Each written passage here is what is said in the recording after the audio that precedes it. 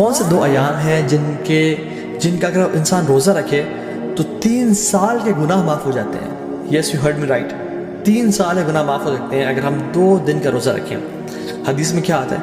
رسول اللہ صلی اللہ علیہ وسلم فرمایا کہ جو شخص عرفہ کے دن کا روزہ رکھتا ہے اللہ سبحانہ تعالیٰ اس کے پچھلے سال کے اور اگلے آنے والے سال تمام گناہ معاف کر دیتے ہیں۔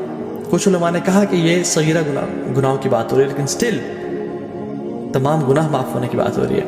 اور یوم عاشورہ جو کہ محرم میں ہے، 10 محرم، جو شخص یوم عاشورہ کو روزہ رکھتا ہے اللہ تعالیٰ اس کے پچھلے 1 سال کے گناہ معاف کر دیتے ہیں۔ تو میں آپ کو ایگزامپل دیتا ہوں، اگر ابھی 1441 چل رہا ہے تو جو شخص عرفہ کا روزہ رکھے گا اس کے 1440 کے گناہ اور 1442 کے گناہ معاف ہو جائیں گے، اور جو شخص بالکل اگلے مہینے محرم کے مہینے یوم عاشورہ کا روزہ رکھے گا ود 9th ایز ویل تو اس کے 1441 کے بھی گناہ معاف ہو جائیں گے۔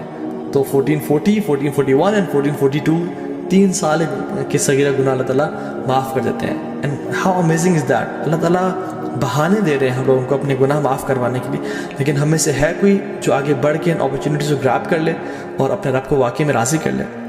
حنیدہ بن خالد اپنی وائف سے فرماتے ہیں، اور ان کی وائف نے ام المومنین سے یہ روایت کی کہ اللہ کے نبی صلی اللہ علیہ وسلم صرف عرفہ کے دن کا روزہ نہیں رکھتے تھے بلکہ تمام 9 دنوں کا روزہ رکھا کرتے تھے، اور ان 9 دنوں کے علاوہ یوم عاشورہ کا دن جو کہ محرم میں ہے، 3 days of each month جو کہ ایام البیض بولتے ہیں، which is the white days. Why? Because 13، 14، 15 کے یہ ایام ہے جس میں جو سن ہے جو مون ہے وہ اپنے فل اپنے پینیکل پہ ہوتا ہے، اٹ از وائٹ، اور راتیں بھی روشنی کی طرح ہوتی ہیں، so it is the white days which ایام بیض، ان کے روزہ رکھا کرتے تھے، اور منڈیز اور تھرسڈے کے روزہ رکھا کرتے تھے۔ سو آئی ریپیٹ، اللہ کے نبی صلی اللہ علیہ وسلم فرسٹ 9 days of ذو الحجہ، عاشورہ، and the 3 days of each month which is ایام بیض، 13th، 14th، 15th of every month، اور منڈیز اور تھرسڈیز کو روزہ رکھا کرتے ہیں، کیونکہ اللہ کے نبی صلی اللہ علیہ وسلم نے فرمایا کہ منڈیز کو اور تھرسڈیز کو اعمال اللہ تعالیٰ کے پاس کے سامنے پیش کیے جاتے ہیں۔ تو میں چاہتا ہوں کہ میرے اعمال اس حالت میں پیش کیے جائیں کہ میں روزے کی حالت میں ہوں۔ اور پھر ایک اور بات پہ آتا ہے کہ منڈے کو رسول اللہ صلی اللہ علیہ وسلم کی ولادت ہوئی تھی، پیدائش ہوئی تھی، تو وہ اس خوشی میں بھی روزہ رکھتے تھے۔